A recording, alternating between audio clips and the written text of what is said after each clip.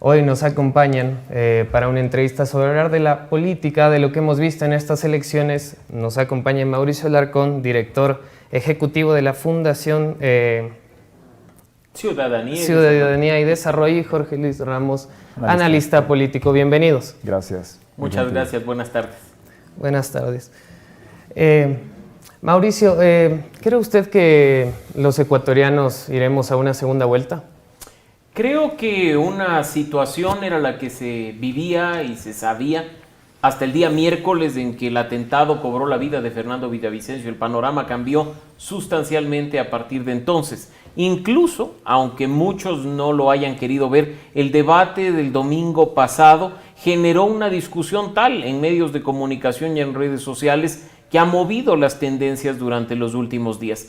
Organizaciones políticas que hablaban de un triunfo en una sola vuelta, aplicando esa regla del 40% y los 10 puntos de diferencia con su inmediato seguidor, han empezado ya a considerar la opción de pelear la presidencia de la República en una segunda vuelta el próximo 15 de octubre. En lo particular, creo que hacia eso se dirige la votación de hoy.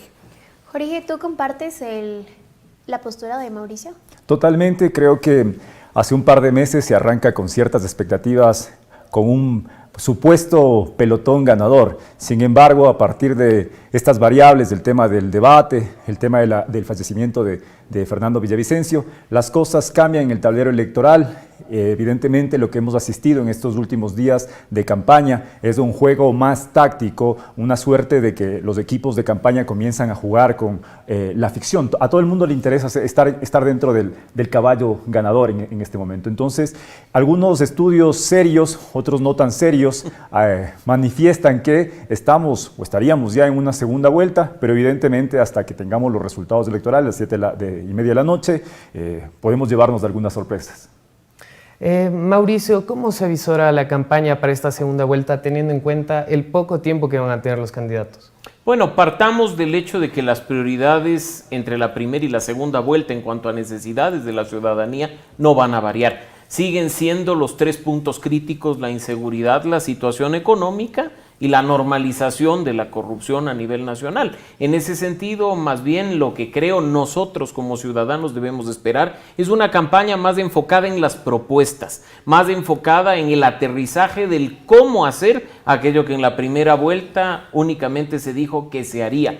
E incluso creo que va a ser muy importante respecto de los 2 finalistas poder conocer quiénes están detrás del candidato, de su campaña, quiénes van a formar parte del gabinete, quiénes van a formar aquellos equipos asesores que permitirán una buena implementación de gestión pública en materia de seguridad o de soluciones económicas. Esas cuestiones son fundamentales para lo que será la elección del próximo 15 de octubre. Esperemos que además, dada la situación actual de Ecuador, esta campaña de la segunda vuelta y el proceso electoral del 15 de octubre, ante la eventualidad de tenerlo, se realice en condiciones de seguridad para que los ecuatorianos en general y los candidatos en específico no teman en lo absoluto en hacer actividad política. Jorge, Mauricio mencionó la inseguridad, la corrupción y la economía. ¿Cuál consideras que tú que es el factor diferenciador para esta campaña en esta segunda vuelta? Bueno, por un lado tenemos la propuesta política, el mensaje político, pero yo creo que vamos a tener 2 tipos de campaña. Aquellos que pasen a la segunda vuelta y aquellos que pierdan en esta vuelta. Es decir, hoy, 20 de agosto, inicia la campaña presidencial con miras hacia el 2024, hacia el 2025. Evidentemente algunos nos hablan de que el próximo año es un año electoral y yo creo que inclusive algunos candidatos están apostando a perder por un cierto cálculo político, por una cierta conveniencia política. Eso por un lado. De ahí el tono de la campaña, evidentemente por un lado las propuestas, la parafernalia, las caravanas, las entrevistas en radio, en televisión, pero por otro lado también creo que va a jugar mucho los acuerdos políticos que puedan hacer con los diferentes grupos de poder. Eso es fundamental en una campaña política. Evidentemente, a la expectativa de quienes estén ya en segunda vuelta, seguramente el grupo de los empresarios, los agricultores, los pequeños productores, irán a reunirse para ver quién puede favorecer mejor estos sectores. Jorge, pensando ya, dejando de lado este tema de la campaña, yéndonos a cómo ya será el gobierno, pensando ya en un futuro presidente, ¿cómo podría gobernar si no tiene una mayoría en la Asamblea?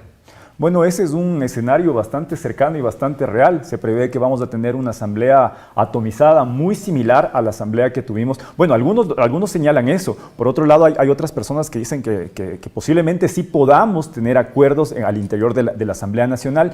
Pero yo creo que la primera premisa es que el gobernante, y entiendo que todos tienen claro, debe ir a ese ejercicio y esa voluntad de gobernabilidad, de negociación, de tender puentes con los diferentes movimientos, partidos políticos, no solo los de mayoría, sino también los de minoría. Me parece que ya tenemos una lección histórica con el actual gobierno y evidentemente repetirla sería un craso error. Mauricio, por el otro lado, ¿qué debe hacer el nuevo presidente para lograr la gobernabilidad en caso de tener una mayoría en contra? El punto de partida es quizá comprender que hay una parte fundamental de gobernabilidad en la relación ejecutivo-legislativo. Claro que sí, en procesos de aprobación de leyes, la buena relación entre el presidente y los legisladores va a jugar un factor importantísimo. No obstante, hay que reconocer que la gobernabilidad tiene que ir mucho más allá. Y en momentos como el que vive el país, en que la credibilidad y la confianza en las instituciones y en las autoridades es muy baja, la verdadera gobernabilidad se logra con los ciudadanos. Un gobierno que escucha, un gobierno que atiende los reclamos y busca canalizar los pedidos y los intereses de la ciudadanía, va a alcanzar más fácilmente gobernabilidad con los ecuatorianos y con sus representantes al interior de la Asamblea Nacional. Uno de los mayores errores que ha tenido el gobierno que está por dejarnos es hacer oídos sordos a los reclamos de la ciudadanía, el no escuchar sus sugerencias respecto a cómo abordar la problemática y tener básicamente autoridades autosuficientes, que únicamente se escuchan a sí mismos, que con su capacidad y su experiencia, por muy grande que sea, aplican solo lo que esté en su cabeza en lugar de escuchar al ciudadano. Esa gobernabilidad que por un lado debe ser política, pero sin dejar la importancia del ciudadano como parte fundamental del proceso de toma de decisiones, es la que se espera ver durante los próximos 18 meses. Mauricio, una pregunta ante estos problemas de gobernabilidad que hemos tenido, un gobierno que ha fallado muchísimo y que hay muchas quejas de parte de la ciudadanía, han aparecido nuevos rostros en la política justamente, pero aquí va la pregunta, ¿realmente son nuevos rostros, nuevas propuestas o simplemente están replicando el mismo modelo de sus antecesores? ¿Realmente existe este cambio generacional? No hay democracia sin partidos políticos y ese creo que es el punto de partida que debe llamarnos a todos a la reflexión sobre la necesidad de exigir a las organizaciones políticas, partidos y movimientos una forma distinta de hacer las cosas. En buena hora que tengamos en respuesta a un electorado mayoritariamente joven, candidatos jóvenes a la presidencia de la República, pero eso no basta.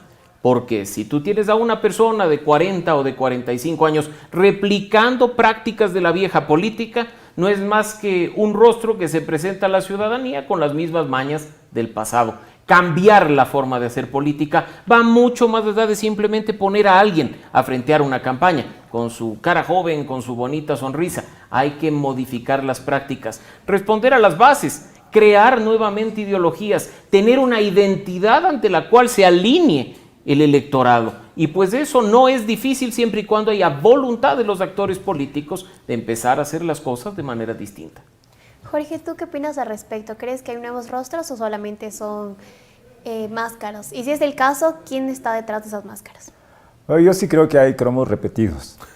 Y evidentemente detrás de un político existe un movimiento político, existen varias personas, varios intereses, no solo el partido político, a quienes se deben, digamos, en un proceso electoral. Entonces, más allá de que haya ciertas variaciones, hoy podemos tener rostros como el de Bolívar Armijos, rostros como, que no es tan nuevo en la política, ¿no? Bolívar fue ya presidente de las juntas parroquiales. También tenemos el voto del ex legislador, el rostro del ex legislador Noboa. Me parece que son como los más nuevos y está, bueno, Topic como el outsider. ¿Cuál es el tema acá? Que todos los ecuatorianos, y esto no solo en no solo en el Ecuador, sino también en Latinoamérica y el mundo, el político es despreciado. Ya la gente no quiere mucho a los políticos. Por eso todo el mundo viene y dice, yo soy el nuevo, yo soy el que no soy político, y por tanto blanquean así su imagen. Todos se han querido presentar de esa manera y ya hemos escuchado los discursos en el debate presidencial, pero la ciudadanía los conoce y sabemos que algunos, por más nuevos que quieran parecer, ya son cromos repetidos. Pensando en la parte comunicacional que hemos visto a lo largo de esta campaña, ¿creen que ha sido una campaña limpia con estos nuevos rostros o ha sido una campaña sucia? ¿Cómo podrían analizarlo? No sé si Mauricio, tú quisieras. Yo te diría que en general no ha sido una campaña sucia ni de ataques en la etapa inicial. No obstante, de nuevo, el asesinato de Fernando Villavicencio marca un antes y un después, hasta en cuanto a la forma de hacer campaña. Los mensajes que empezaron desde varias candidaturas a emitirse hacia los electores resultan que cae hasta en la desinformación y las noticias falsas. ¿Cómo puede ser posible que en campañas políticas que deberían tener un alto grado de responsabilidad por el nivel de alcance del discurso en el contexto actual, desinformen de manera directa, manejen historias, empiecen a utilizar a su favor y de manera deliberada información que no le sienta bien al clima de polarización y de violencia que atraviesa el país? Así es que ahí, en estricto sentido, podríamos estar frente a una nueva forma de hacer campaña sucia, frente a una nueva forma de hacer campaña negativa. Generar este resentimiento y estos sentimientos encontrados muchas veces, incluso con el objetivo de capitalizar votos, no le sienta bien a la política. En esta recta final en el que las fichas se han movido de una manera muy ágil en cuanto a preferencia del electorado, hemos visto que el discurso cayó, y cayó mucho, donde ya se dejó de escuchar, aunque sea por poco, las propuestas que estaban incluidas en los planes de gobierno para enfocarse más incluso en aspectos personales y personalistas que no le sientan bien a una campaña para un gobierno que en definitiva va a ser simplemente de transición. Jorge, ¿tú qué opinas de la comunicación de esta campaña o cómo tal vez se pudo haber manejado? A ver, yo creo que el juego electoral, las campañas electorales son propuestas de suma cero, es decir, lo que gana el uno pierde el otro. No a veces, no necesariamente funciona de esa manera, porque recordaremos que a veces se hacen juegos políticos donde yo pongo un candidato que me puede dividir o sumar votos a mi favor.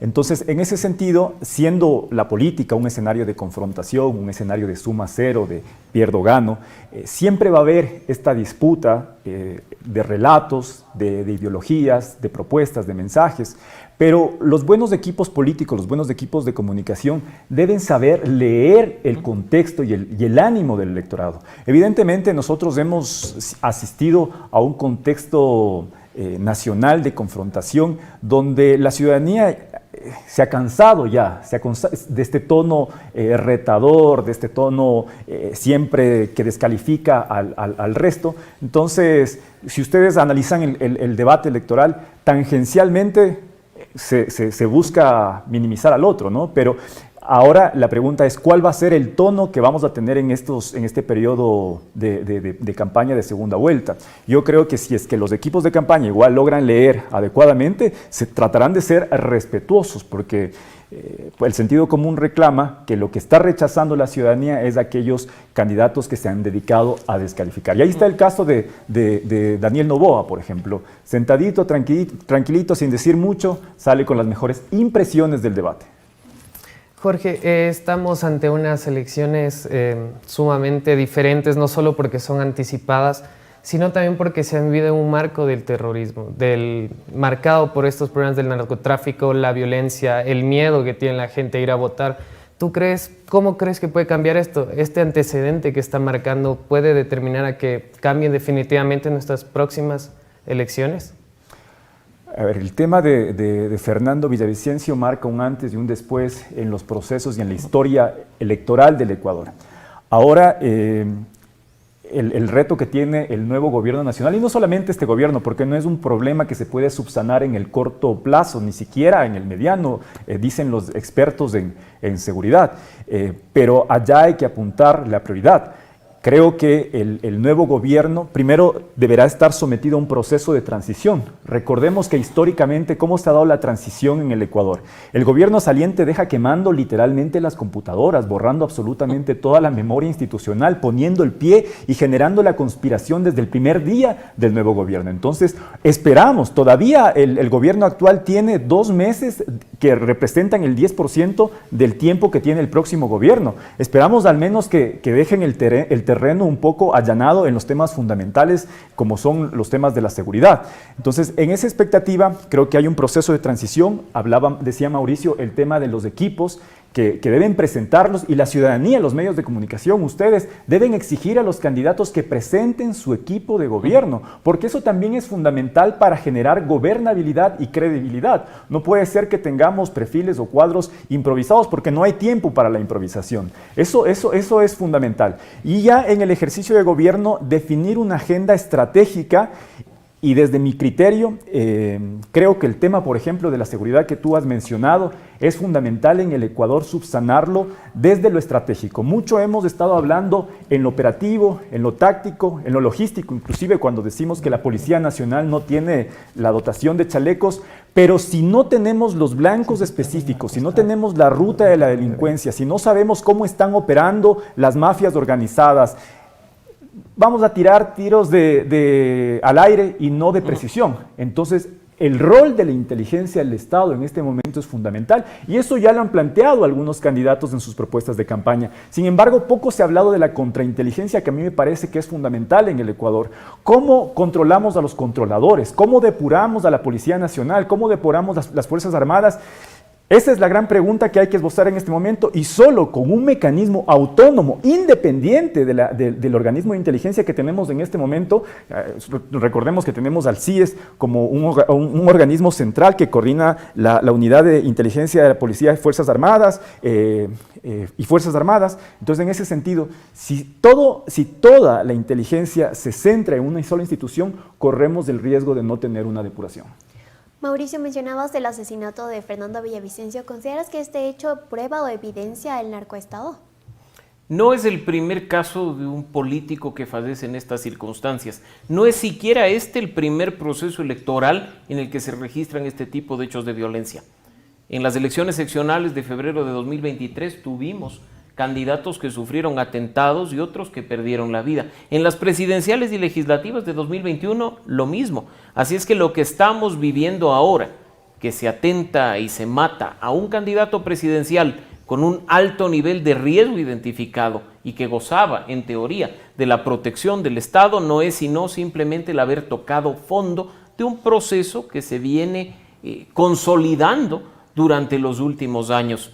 No es de evidencia de un Estado fallido, pero sí es prueba de la podredumbre institucional que lamentablemente vive Ecuador en este momento. Una justicia que no funciona a cabalidad, instituciones, en el caso de policía y fuerzas armadas, que, como ya lo dijo Jorge Luis hace un momento, están permeadas por el narcotráfico y por el crimen organizado, que necesitan ser depuradas de alguna manera. En definitiva, lo que estamos viviendo es el efecto de una bola de nieve que con el pasar del tiempo se fue haciendo más grande. ¿Hubo posibilidad de detenerlo antes? Indiscutiblemente que sí. ¿Hubo posibilidad de evitar dentro de este proceso electoral quizá la muerte de Rider Sánchez, del alcalde Agustín Intriago y del propio Fernando Villavicencio? Por supuesto que sí, si las instituciones y los controles hubieran funcionado. Pero en la práctica no hay que dejar de lado tampoco que esto no es un tema meramente político, que el asesinato de estas personas es lo mismo a lo que estamos sometidos todos los ciudadanos a lo largo y ancho del país todos los días del año. El incremento de las muertes violentas en Ecuador es escandaloso, nos pone a niveles similares a los de países que tuvieron crisis peores hace algunos años. Hoy nos ponen en el top 3 a nivel regional en cuanto a número de muertes violentas. Las masacres penitenciarias ni se diga. Así es que esas cifras no deben ser simplemente un número que se muestra a la opinión pública o que sirve para analizarlo en paneles como este, sino para efectivamente tomar acciones y correctivos que impidan que estas acciones se repitan. El garantizar la no repetición, el garantizar la no impunidad en estos hechos es un primer gran paso que se tiene que dar para recuperar la democracia, el Estado de Derecho y la seguridad de los ciudadanos. Para cerrar, Mauricio, una última pregunta y es acerca de, hemos hablado mucho de la inseguridad, mucho de ese tema. ¿Esta debe ser la prioridad del gobierno entrante en este corto plazo o existe otras aristas donde debería de poner el foco el nuevo gobierno? Los ciudadanos somos los mandantes y hemos establecido, no hoy ni hace 3 meses, hace varios años, a la seguridad como el principal problema que atraviesa Ecuador. No obstante, un gobierno no puede ni debe enfocarse únicamente en esto. Cuando sabemos que hay crisis económica, cuando sabemos que hay desnutrición infantil, cuando sabemos que hay corrupción institucionalizada, el principio y fin de todos los problemas no se soluciona con acciones de seguridad. Lo que tenemos que hacer es escuchar al ciudadano y empezar a hacer un abordaje integral a través de la co-creación de soluciones, a través de la co-creación de políticas públicas, a través de la implementación conjunta y colaborativa de planes de acción. El momento en que el gobierno deje de creerse autosuficiente y empiece a trabajar de la mano de todos los actores y todos los sectores, poniendo al ciudadano como eje y centro del proceso de toma de decisiones, daremos un gran paso para cambiar las cosas. Ojalá, de nuevo, se entienda también que durante los próximos 18 meses hay muchos problemas que tienen que ser atendidos, además del de la inseguridad. Y el gobierno debe tener la creatividad y la capacidad suficientes para darle a la ciudadanía soluciones que vayan mucho más allá de la mera publicidad o la mera comunicación de decir, he aquí los resultados. ¿Y usted qué opina al respecto? No, evidentemente no es el único problema que tiene el gobierno entrante. Sin embargo, cuando el presidente Lasso manda la muerte cruzada, tenemos 22 muertes diarias. Ahora ha ascendido esto, estamos entre 24 y 25. Se prevé que para diciembre vamos a cerrar con 33. Es decir, si no tomamos medidas disruptivas, fuertes, estratégicas, en todo nivel, vamos a lamentar el escenario de conflicto que tendríamos en el 2024. Por eso es importante la comprensión de los diagnósticos que tengan los equipos de campaña, que tenga el nuevo ejercicio de gobierno y la capacidad de trabajar a velocidad. No hay tiempo para planes extensos de desarrollo. Recordemos que los planes actuales de desarrollo se hacen en aproximadamente 6 meses, luego se mandan a la Asamblea Nacional. Con 18 meses esto es mucho más retador. Hay que hacer las cosas rápido, a velocidad y sobre todo con una agenda prioritaria.